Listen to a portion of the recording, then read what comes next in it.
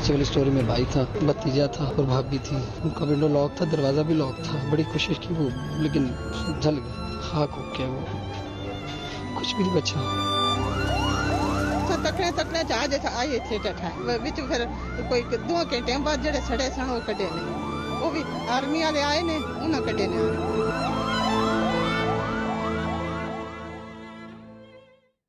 अस्सलाम वालेकुम। एक बहुत ही अफसोसनाक वाक़या जिसमें 18 अफराद की शहादत हुई। वो कौम के बेटे जो उस जहाज़ के अंदर सवार थे उन 5 की भी शहादत हुई, जिसमें 2 लेफ्टिनेंट कर्नल भी शामिल थे, और वो शहरी जो नीचे ज़मीन के ऊपर थे 13 उनकी भी शहादत हुई। और ये ट्रेनिंग फ़्लाइट थी, रात गए, और वजूहात तो ऑफिशियली अभी मेरे ख़्याल में तहकीकात के बाद सरकारी तौर पर ऐलान किया जाएगा इसका, लेकिन जो शॉट्स बीबीसी ने रन किए मैंने उन्हीं के ऊपर इन्हिसार किया है। उसके मुताबिक यह है कि कोशिश की पायलट ने कि वो इस जगह से आबादी से उसको हटा ले, लेकिन वो आग लग चुकी थी और उसको ज़्यादा वो आगे मूव नहीं कर सका। तो जिन 2 घरों को वो हिट किया उसके अंदर ना उस जहाज़ के अंदर से कुछ बच पाया, और ना जिन 2 घरों के अंदर वो आग लगी उसमें भी काफ़ी कैजुअलिटीज़ हो गई, उसके अंदर शहादतें हो गई। एक घर के तो 8 अफराद हैं, और दूसरे में जो पहली मंजिल पर थे वो लोग तो निकल आए हैं एक साइड वाले रास्ते से, लेकिन जो नीचे सोए हुए थे उसका मैं पढ़ रहा था कि वो दरवाज़ा बाहर से लॉक था, तो मियाँ बीवी और उनका बच्चा उनके अंदर शहादत हो गई। तो अल्लाह पाक उन सब के दर्जात बुलंद करे, दुआ गो हैं। ये मुश्किल हालात में जब कौमें गुज़रती हैं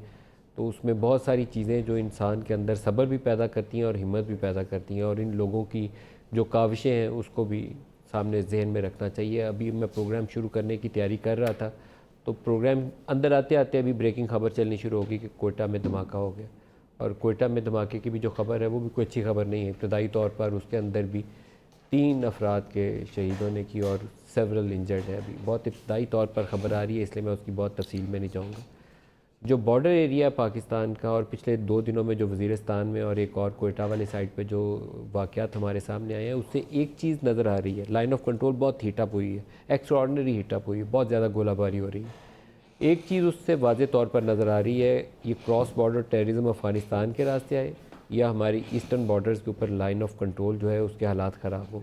तो ज़रूर कहीं ना कहीं मसाइल ज़रूर होते हैं जिससे दिल्ली परेशान होता है, इंडिया को इश्यूज़ पैदा हो रहे होते हैं। और इस वक्त मुझे लगता है कि सबसे बड़ा मसला, ये मेरा ज़ाती राय है, हो सकता है दुरुस्त हो सकता है गलत हो, लेकिन मेरा ज़ाती राय ये है कि जो अफ़गान मसले के ऊपर पेश रफ्त है, ये माजी के अंदर 2-3 मौक़े ऐसे आए थे कि बहुत तेज़ी के साथ हम आगे बढ़े थे, और कोई ना कोई ऐसा वाक़या हो जाता है जो हमें रोक देता है और हम पीछे रिवर्स गियर में चल पड़ते हैं।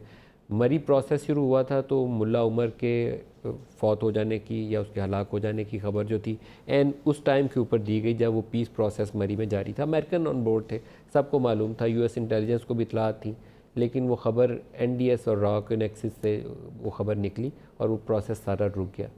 अभी मुझे लगता यही है कि वो दोबारा वो चीज़ तकलीफ़ दे रही है बाज़ जगहों के ऊपर कि ये अफ़गान मसले के ऊपर अगर पेशरफ्त हो गई, ये पाकिस्तान के वेस्टर्न बॉर्डर सिक्योर हो गए, इस मसले के ऊपर पाकिस्तान, अमेरिका, अफ़गानिस्तान तीनों आगे बढ़ने के लिए मुस्बत पेशरफ्त दिखा रहे हैं, और तो यही है कि हम तेज़ी के साथ आगे बढ़ भी सकते हैं आइंदा आने वाले हफ़्तों में। तो लेकिन ईस्टर्न बॉर्डर्स का जो टर्म ऑयल है और हमारे अफ़गान रास्ते के ऊपर, पाकिस्तानी सरज़मीन के ऊपर ये जो दहशत गर्दी के वाक़यात हैं, उससे कुछ अच्छा मैसेज नहीं जा रहा। उससे इंडिया अपनी इंटेंट का इजहार कर रहा है, और वो काम जो जिसके ऊपर बहुत से इंडियन ऑथर्स जो थे माजी में लिख चुके हैं। प्रवीण स्वामी का एक बड़ा नोन वेल रिटन आर्टिकल है जिसमें उन्होंने कहा था